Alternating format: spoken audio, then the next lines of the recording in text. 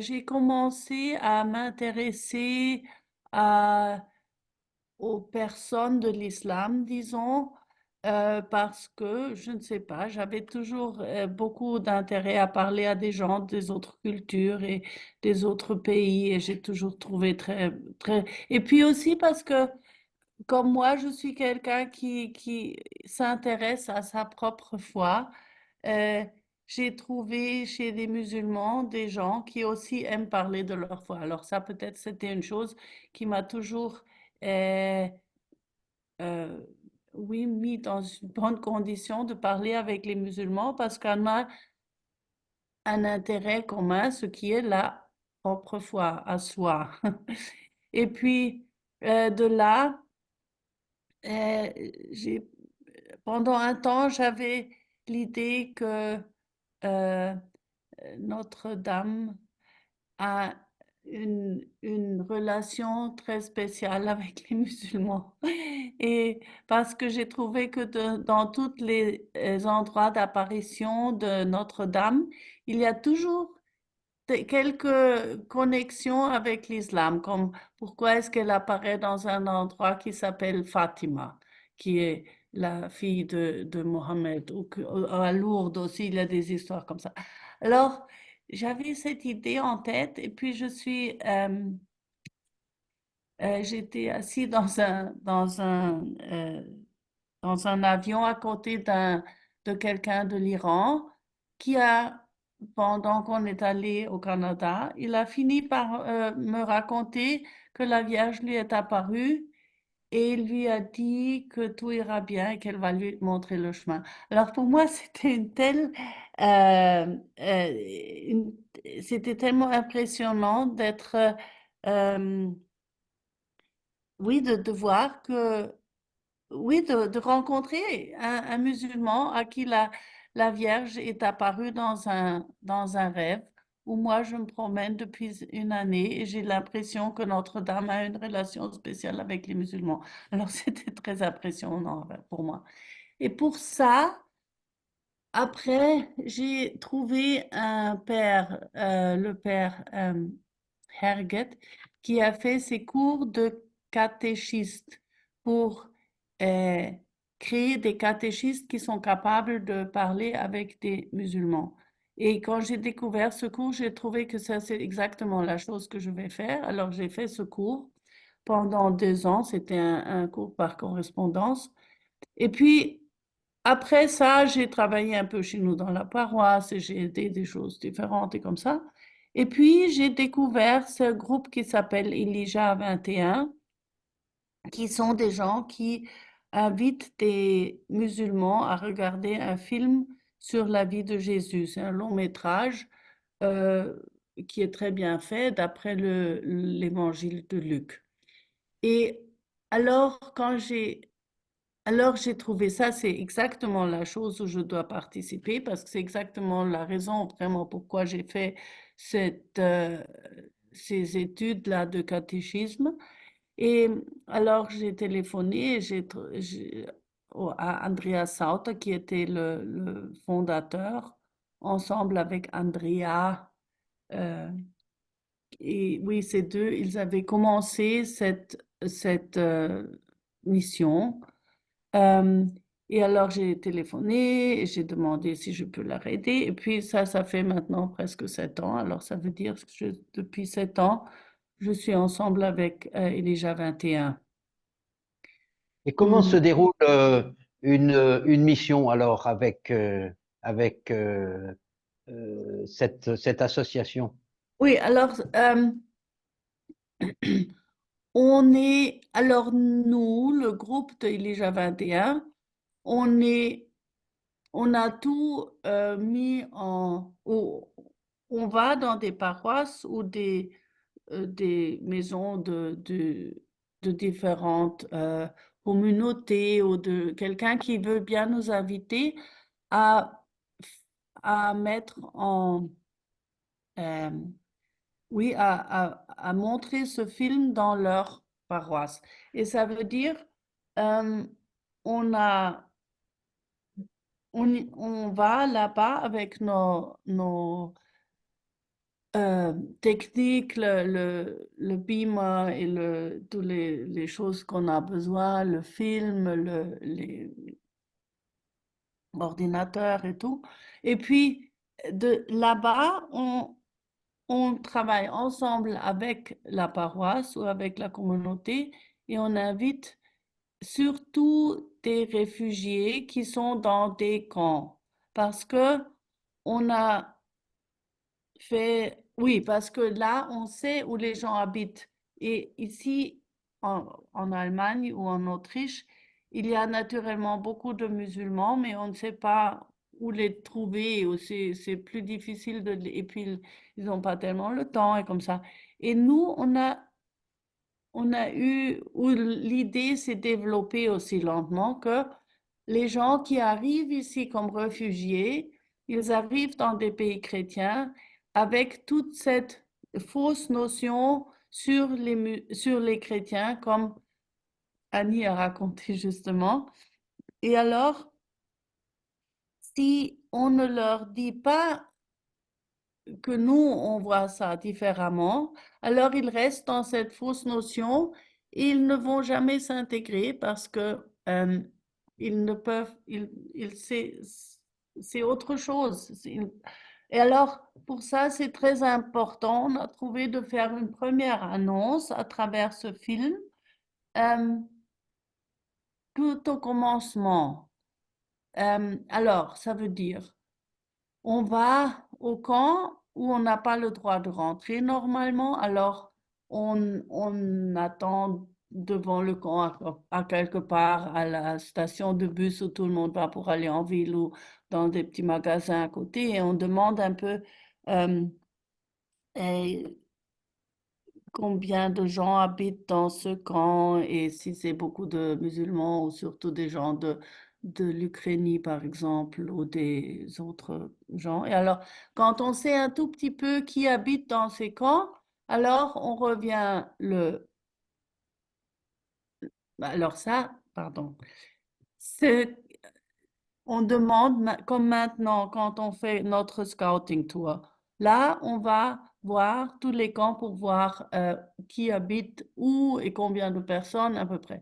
Et puis après, on revient le vendredi avant qu'on montre le film. Le film, c'est toujours un samedi.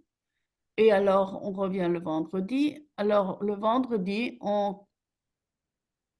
il y a beaucoup à faire. D'un côté, il faut préparer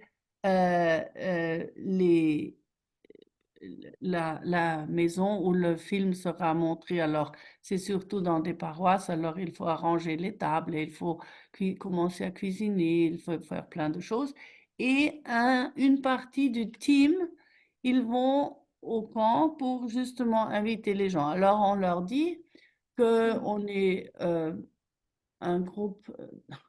un groupe de différentes paroisses ou de gens qui veulent les inviter à un déjeuner. Et puis, si ça les intéresse de savoir ce que nous on croit, on va leur montrer un film sur la vie de Jésus.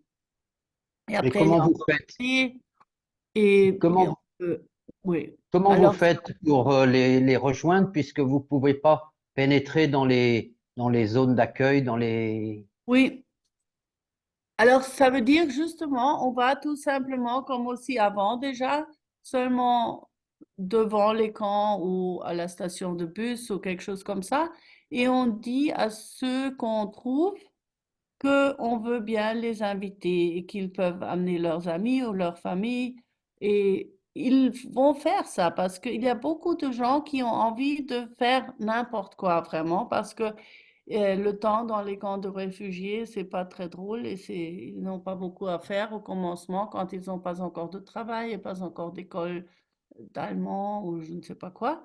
Alors, ils sont très contents de tout, que quelque chose se passe et que c'est pas, oui. Et Et vous leur alors, dites qu'ils vont voir un film, qu'ils sont invités à oui, manger. Comment ça se oui, oui, passe? oui, on leur dit ça et on leur dit aussi justement que c'est un film sur la vie de Jésus et que on veut leur montrer ce que nous on croit. Et il y en a beaucoup qui sont très intéressés. Il y a beaucoup qui sont peut-être moins intéressés, mais ils viennent quand même parce qu'ils n'ont rien d'autre à faire. Et puis, il y a des gens qui ont déjà des questions sur le christianisme, alors qui viennent à cause de ça. Et puis, une fois maintenant, on n'a presque plus du tout la possibilité de rentrer dans les camps. Avant, ça veut dire il y a 3 ans, avant le Covid, là, on pouvait encore rentrer dans les camps. Alors, on est rentré et on a frappé aux portes et on a demandé s'ils veulent venir et comme ça. Et, et alors, aussi, il y a beaucoup de gens qui viennent sans qu'on les a demandé parce que des autres les voisins les amènent, soi-disant, ou il y a une famille avec des enfants qui vont, et alors les enfants, ils disent, oui, mais je veux aller aussi parce que mon ami y va, alors on dit, oui, mais pas sans les parents, vous devez amener vos parents, alors il y a une autre famille qui vient aussi. Alors comme ça, il y a plein de gens, et ces sessions de films, c'est toujours, il y a à peu près entre 50 et 150 invités qui viennent musulmans. Et on les Dans cherche combien de avec des... lieux, dans combien Pardon? de lieux dans combien de lieux vous avez fait cela? Certainement, on l'a fait 100 fois déjà parce que on le fait depuis 7 ans. Et pendant le Covid, on a fait des petits euh, après-midi de films parce qu'on ne pouvait pas inviter beaucoup de gens, seulement une famille. Alors, plein de nos missionnaires, ils ont invité une famille, also famille par famille, soi-disant. Mais aussi des grandes sessions, on a fait certainement 80 partout en Allemagne et en Autriche. Et on était 3 fois à Amsterdam. Et oui, alors on en Et a le fait film beaucoup. dure combien de temps? Ça dure plus de 2 heures, c'est très long. Et ça finit, c'est disons, le commencement et la fin, c'est beaucoup d'explications. Ça commence avec le Vieux Testament pour montrer comment Jésus vraiment est la réponse sur le Vieux Testament. Alors, je crois surtout pour les musulmans, c'est très bien expliqué pour qu'ils voient à peu près pourquoi Jésus est le Messie des Juifs et euh, comment ça sort tout du Vieux Testament. Et puis on a tout le film, c'est l'évangile de Luc. Et puis à la fin, il y a encore une fois un peu une explication et puisque c'est un film qui a été fait par des évangéliques, par Campus for Christ, euh, c'est à la fin, ils disent, si vous voulez euh, donner votre vie à Jésus ou quelque chose comme ça, vous pouvez prier maintenant avec nous. Et alors, ils disent, je ne sais pas, Jésus, je te confie ma vie, et quelque chose comme ça. Et oui, et apparemment, les gens écoutent ça et ils sont... Et le Oui, film est en allemand, parce que oui. les immigrés qui viennent ils comprennent l'allemand ou? Non, non, parce que ce film, ça a été traduit et synchronisé en, je ne sais pas, 2030 langues ou quelque chose comme ça. Alors vraiment, dans toutes les langues qui existent et des dialectes africains et je ne sais pas quoi.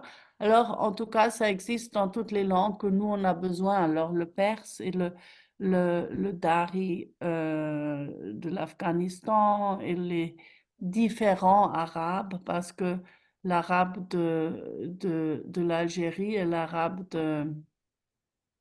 je ne sais pas, de l'Égypte et de l'Irak, c'est totalement différent apparemment. Je crois que ça doit être comme le français et l'italien et l'espagnol et le portugais, quelque chose comme ça. Alors, Donc mais ça chacun, existe dans toutes ces différentes langues et alors les gens le voient vraiment dans leur langue maternelle, ce qui fait ah oui, encore beaucoup. il est possible alors pour chacun d'écouter ce film dans sa propre langue. Tout à fait, oui. Ah oui, au niveau technique, c'est compliqué. Non, parce que ces films, c'est sur Internet et puis on peut acheter ils nous envoient. Je ne sais pas s'il faut normalement acheter les DVD ou s'ils les donnent, mais en tout cas, sur chaque DVD, derrière, il y a écrit dans quelle langue c'est dessus. Alors, c'est assez pratique, vraiment, c'est pas Je pense compliqué. que dans les camps, les personnes sont peut-être tous de la même origine géographique, ou c'est Non, très mais varié. plus ou moins, disons, il y a des gens dans les camps, il y a des gens. Bon, ici, en Allemagne et en Autriche, en tout cas, il y a beaucoup de gens de l'Afghanistan, puis il y a des gens de la Syrie, puis il y a des gens de l'Iran et beaucoup de Kurdes. Alors, on a très souvent des Afghans, des Iraniens, des Kurdes des différents pays. Alors, eux, ils parlent encore des différentes langues kurdes.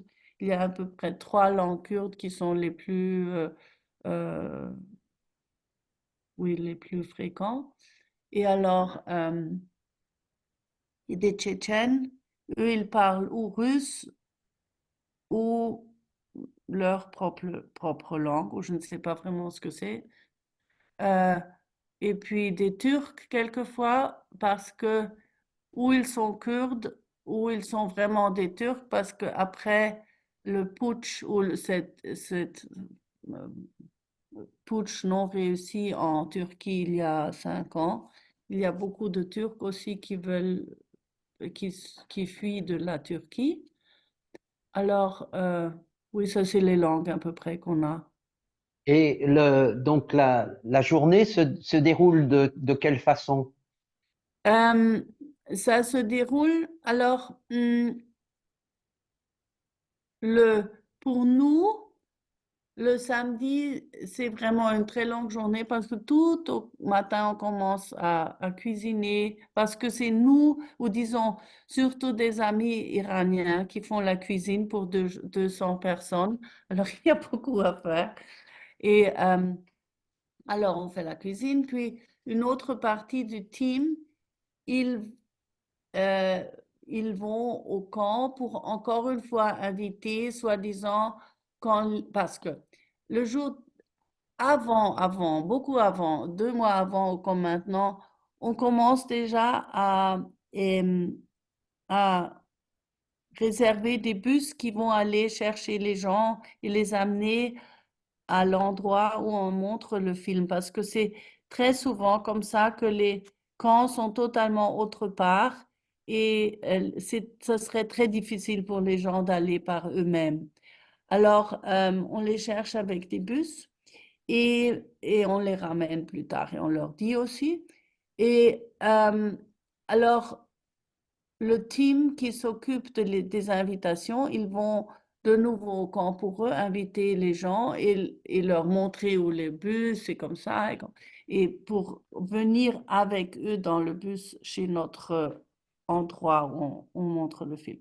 Puis là, on a tout arrangé. Alors les gens, les invités, ils arrivent, ils rentrent dans la salle, normalement une grande salle où on a préparé le déjeuner, et ils s'assisent et ils commencent à parler, ils rencontrent les gens des autres camps et comme ça. Et alors, ils ont leur déjeuner et puis pendant le déjeuner, on s'assied aux tables, nous aussi, pour parler un peu et pour essayer et pour aussi, oui, parce que c'est nos hôtes, non? Alors on essaye vraiment de les traiter de, comment on dit, gentiment et de faire la conversation et de parler, de demander comment ils vont et que sont leurs problèmes et comment se passe leur vie là et est-ce qu'ils savent déjà où ils vont aller après le premier camp et des choses comme ça. Et oui, on parle. Et puis, après le déjeuner, on demande qui parle quelle langue. Et alors, on leur dit, alors, si vous parlez l'afghan, vous allez dans cette chambre là-bas. Et si vous parlez l'arabe, vous allez dans l'autre chambre. Parce que normalement, on montre le film dans 2 ou 3 langues la même journée. Parce que naturellement, des gens viennent pas seulement des Afghans, mais des gens de différents pays. Alors, on les distribue dans leurs différentes salles de films. Et alors le film commence, ça dure justement un peu plus de 2 heures. Et à la fin du film, normalement, il y a un de nos missionnaires de langue maternelle, alors des Iraniens ou des Syriaques ou quelqu'un, qui donne un témoignage pourquoi ils se sont convertis au christianisme. Ils racontent ça devant les gens, devant les invités qui ont vu le film. Et puis après, on leur dit maintenant, vous pouvez encore avoir un thé ou quelque chose. Et alors, mais quelquefois, ou très souvent même, ah oui, j'ai oublié de dire. Alors, les missionnaires donnent leur témoignage et puis ils disent, si quelqu'un veut savoir de plus sur le christianisme ou sur Jésus, il peut laisser son numéro de téléphone et on va lui dire où il peut aller. Ou on a déjà organisé des rencontres ou de partage, partage biblique dans une paroisse ou à quelque part. Alors on leur dit là et là, il y a chaque vendredi soir ou je ne sais pas quoi, un, un partage de Bible ou une sorte de catéchèse et comme ça. Et puis, c'est aussi un moment où les missionnaires parlent avec les invités encore. Alors, très souvent, ils leur racontent leurs problèmes et ils disent, oui, et c'est tellement difficile parce que moi, je suis ici, mais mon fils, il est encore en Grèce ou je ne sais pas quoi. Et plein d'histoires. Alors, très souvent, on dit, oui, si vous voulez qu'on prie pour vous, vous nous dites, alors attendez, je dois vite mettre euh, je dois remettre, voilà. Euh, alors,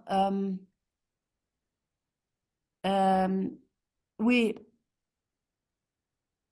j'ai totalement perdu ma oui, alors on prie, exactement. Alors, euh, ils nous demandent de prier pour eux ou on leur offre de prier pour eux.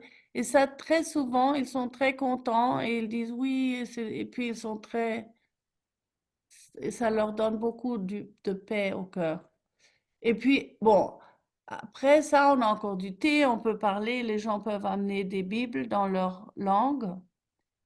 Et puis, je ne sais pas, vers 6 heures, 7 heures, quelque chose comme ça, les bus reviennent et les ramènent à leur camp. Et, et quand ils partent, on fait toujours un grand adieu et tout le monde se met à côté et on fait des grands adieux. Et c'est vraiment très beau, très souvent, parce que c'est vraiment du cœur, parce qu'on a beaucoup parlé, on a beaucoup appris sur leur vie, on a prié ensemble ou pour eux, et il y a beaucoup de choses qui se sont passées. Alors on est vraiment très, très joints, très souvent à la fin quand ils partent. Est-ce que tu as des témoignages à nous donner de musulmans qui ont été touchés par le Oui, Seigneur au cours de ces missions? oui, il y a beaucoup d'histoires très spéciales. Par exemple, une fois, on a il y avait quelqu'un qui est venu de l'Afghanistan et il nous a raconté que son père a été tué par les talibans. Et il a compris qu'il a été tué parce qu'il avait un petit tatou d'une croix sur sa main. Mais le jeune homme qui nous a raconté ça, il ne savait rien, il ne savait pas si son père était chrétien ou quelque chose. Et il a dit, il ne savait pas.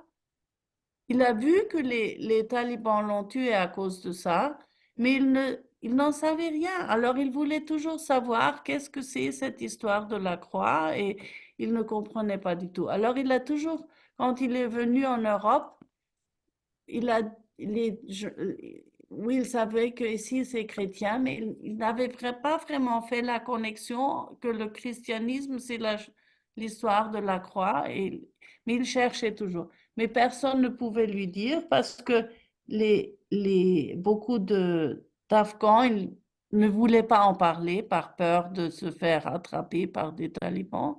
Et puis ici, les gens, je ne sais pas, ils ne savaient pas, mais bon.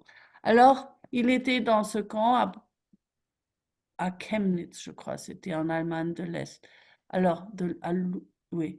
Et alors, euh, il revenait de faire des achats ou je ne sais pas quoi. Et alors, quand il est revenu au camp, il a vu qu'il y a un bus devant le camp et que ses amis, ils rentrent dans le bus. Et alors, il a demandé, qu'est-ce que vous faites, où vous allez?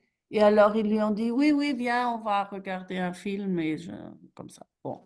Alors, il est allé avec eux. Et quand il a regardé le film, de plus en plus, alors, il a compris, c'est ça, cette histoire qu'il cherche tout le temps. Alors, il était totalement content parce que finalement, il a compris ce que c'est cette histoire de la croix et qui est Jésus. Et il était très, très impressionné et intéressé parce que comme ça, par hasard, il a trouvé la réponse à sa question. Et puis, des autres choses, il y avait oui, une histoire qui était très impressionnante, c'était pendant le Covid où on a fait seulement les petites séances de film. Alors, il y a une famille qui est venue euh, chez, chez un missionnaire de nous qui vient de la Syrie. Et alors, cette famille, elle était très, très triste et très en dépression comme ça. Et surtout, la fille âgée, elle ne disait rien du tout et le père, il disait déjà oui, elle ne parle pas, elle ne parle plus. Et alors, bon, ils ont regardé ce film.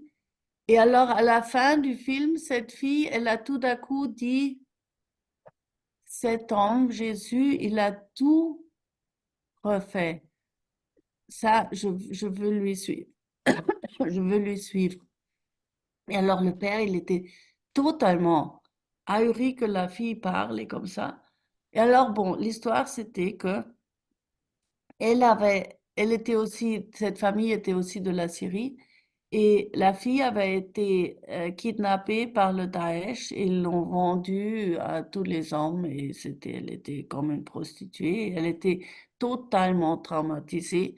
Et alors, à la fin, le Daesh l'a revendue au père. Alors, le père a dû racheter sa fille.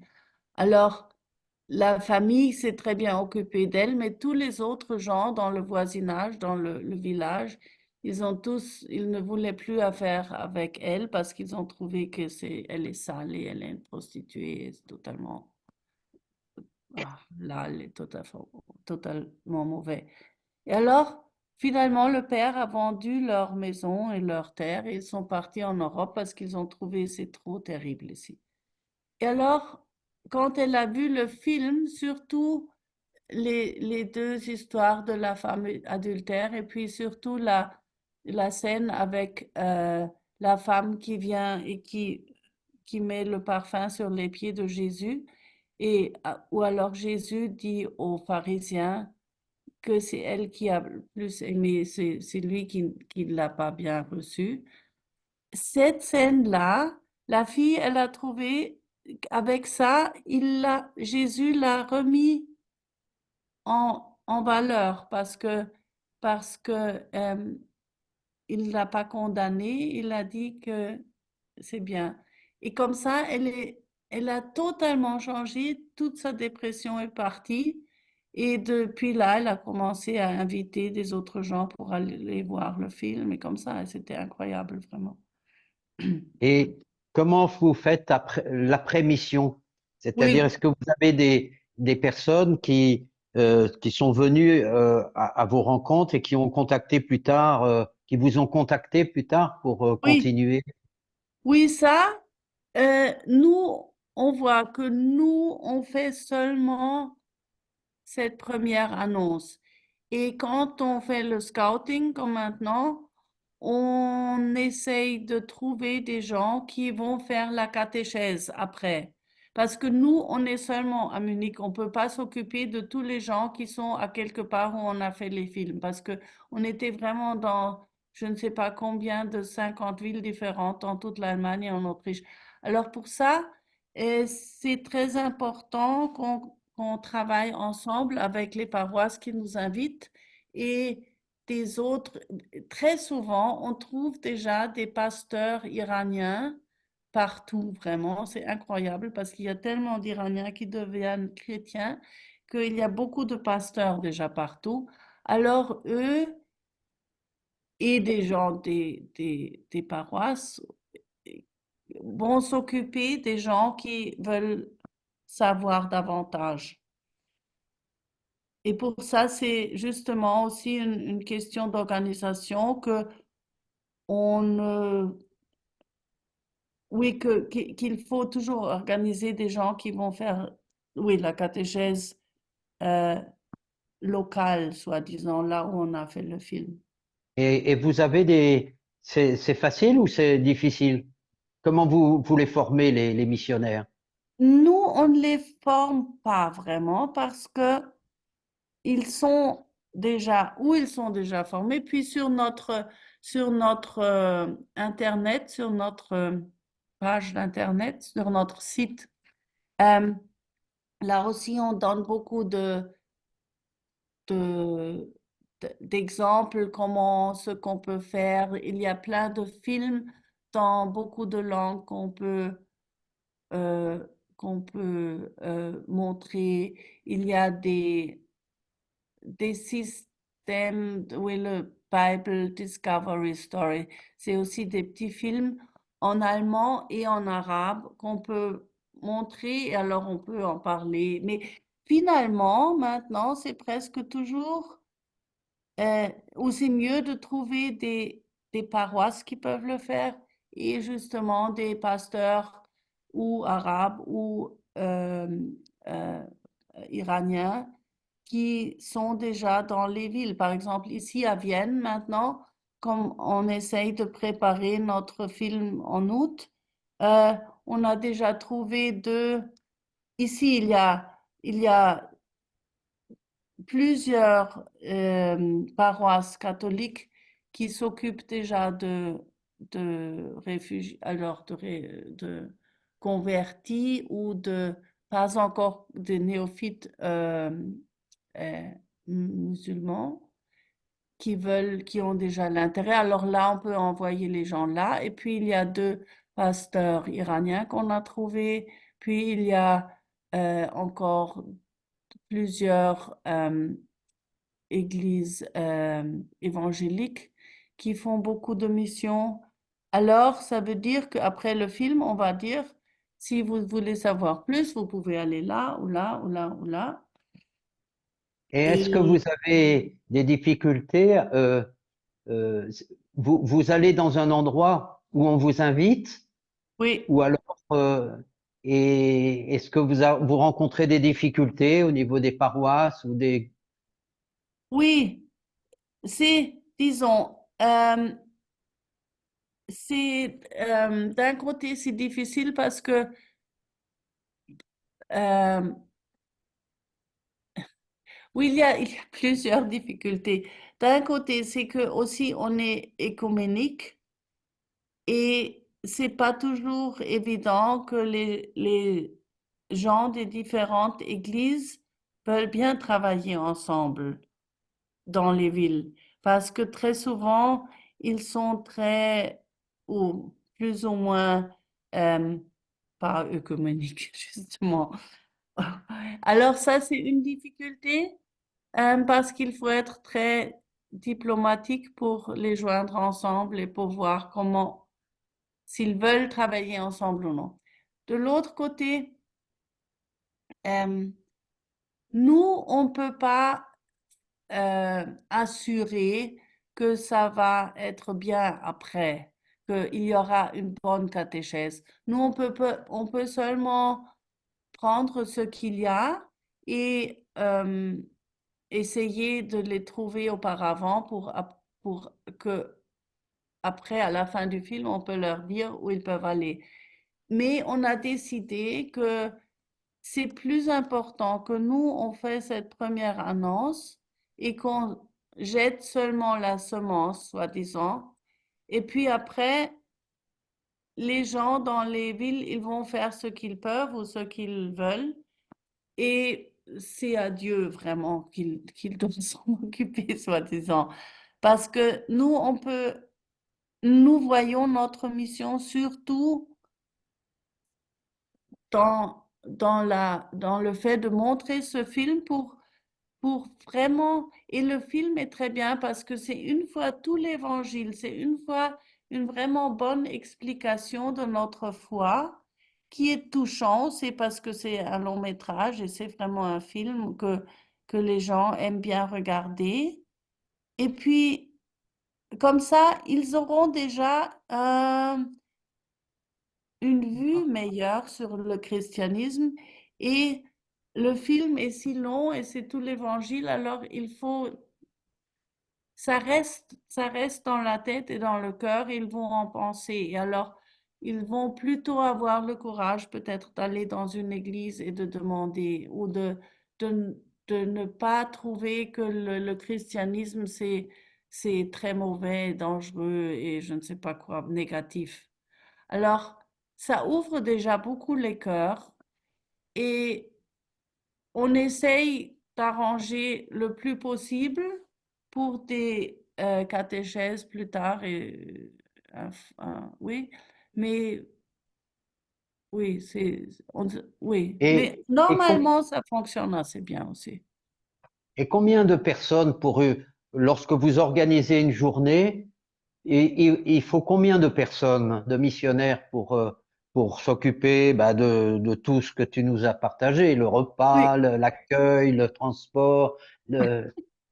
oui, nous, on vient normalement à 20 ou quelque chose comme ça.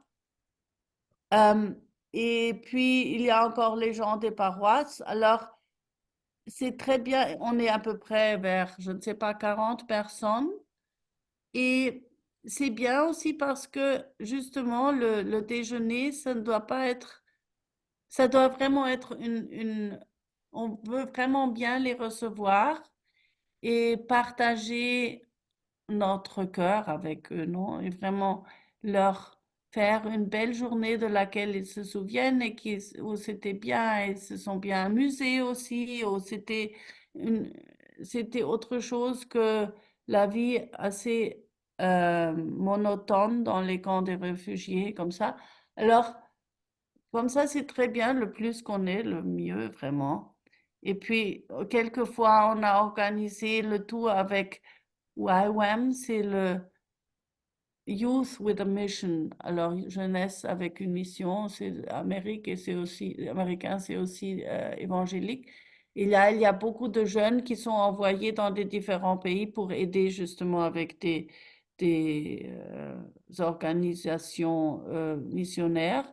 Alors, ils sont venus avec nous et c'est très bien parce qu'il y a beaucoup de travail vraiment physique aussi à faire, justement de la cuisine d'arranger les tables et de faire euh, plein de choses.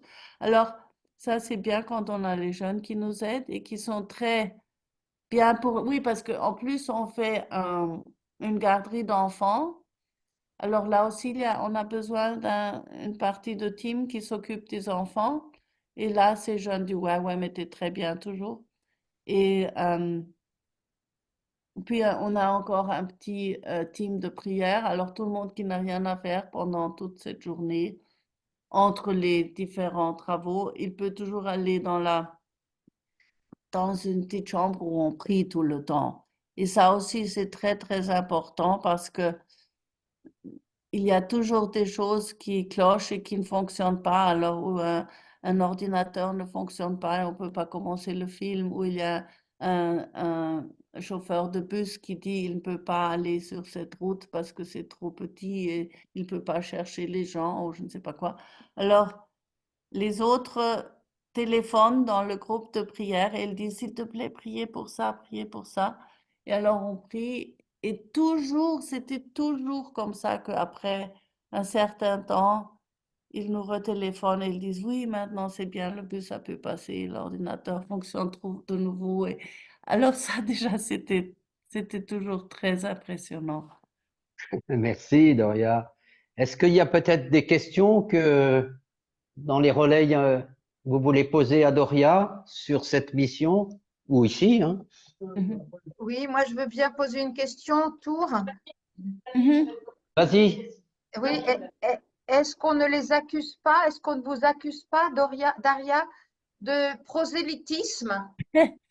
Oui, ça c'est toujours une chose qui est très spéciale parce que, par exemple, au commencement, on pouvait encore inviter dans les camps. Plus tard, on ne pouvait plus parce que c'était tout simplement interdit de rentrer dans les camps. Et très souvent, les security, les gens qui sont les gardes devant les camps, ils sont musulmans. Alors déjà, quand ils remarquent qu'on est chrétien, ils nous chassent. Et une fois, il y avait une fille turque qui travaillait pour la Caritas, qui est l'organisation catholique vraiment pour aider. Euh, Elle a remarqué qu'on invite bon, on dit ouvertement qu'on invite les gens pour un film sur la vie de Jésus et qu'on vient d'une paroisse, c'est comme ça. Alors, elle a interdit aux musulmans d'aller. Elle a dit non, vous allez pas. Mais quand même, il y a beaucoup de gens qui sont venus. C'est tellement bizarre. Et euh, oui, c'est l'idée non, le fait qu'on n'a pas le droit d'aller dans des camps, c'est justement parce que les camps, ils ne veulent pas de religieux de n'importe quelle religion qui rentrent dans les camps, parce qu'ils ne veulent pas les salafistes, ils ne veulent pas les témoins de Jéhovah, ils ne veulent pas les chrétiens, ils ne veulent personne, parce qu'ils disent sinon il y a des bagarres qui commencent dans les camps. Mais c'est pas vrai nécessairement parce que les gens, tout le monde peut aller où il veut et ici c'est libre. Et les gens dans les camps, ils n'ont pas besoin de raconter qu'ils vont là ou là ou là. Et oui, Oui, Peut-être une autre. merci. Et le gouvernement, lui, n'intervient pas? non, mais puisque on ne rentre plus dans les camps, on invite sur la rue, alors ils peuvent rien dire vraiment. Parce que sur la route, sur Merci. la rue, Oui. on peut faire ce qu'on veut ou on peut. Oui. Une autre question. Les évêques allemands sont d'accord avec tout ce que vous faites, votre merveilleux apostolat? Euh, on en a deux qui nous supportent, qui nous aident vraiment, qui trouvent très bien. Le reste, ou ils n'en savent pas, ou ils n'aimeraient pas beaucoup, je crois. Mais, et puis c'est très intéressant parce que on a demandé, pendant un temps, on a cherché une maison où on peut avoir notre bureau et tout ça. Alors, on a demandé à l'église parce qu'il y a beaucoup de maisons de paroisse qui sont vides et comme ça. Alors un évêque auxiliaire nous a dit, oui, oui, vous pourriez être là, mais je vous dis, c'est mieux quand vous n'êtes pas dans l'église parce que sinon, moi, je dois vous dire ce que vous pouvez faire ou non. Mais si vous êtes hors de l'église, vous pouvez faire ce que vous voulez. Alors, c'est très intéressant parce qu'il y en a qui voient exactement la situation et qui disent c'est mieux si vous êtes en dehors parce qu'alors vous pouvez faire votre truc. Une autre question. Le nom du film aussi. Le nom du film. Ça s'appelle Jésus, tout simplement, et c'est fait par Campus for Christ et ça existe dans toutes les langues. Alors, si on le recherche, Jésus film. Autrement, ça n'a pas de nom vraiment. Donc, Je sur regarde. Internet, on peut taper Oui, ou alors aller sur le site en de Campus français, on for peut Christ. taper, en français, on peut taper Jesus Project. Ah Et là, oui, on a exactement, tout exactement, c'est la ça, fille qu'on Jesus Project. télécharge. Oui. Est-ce qu'il y a encore une dernière question qu'on voudrait poser à Daria? Oui? Et Pour, pour la fabrication de ce film et votre organisation, au niveau financier, ça, ça tourne facilement ou Comment vous êtes financé? Ah, alors, alors par des donations, et c'est moitié, un peu, je ne sais pas exactement, c'est pas mon thème, mais à peu près moitié de l'Allemagne, et puis aussi beaucoup, on reçoit beaucoup de l'Amérique parce que puisque c'est le film de Campus for Christ, c'est eux qui nous aident aussi.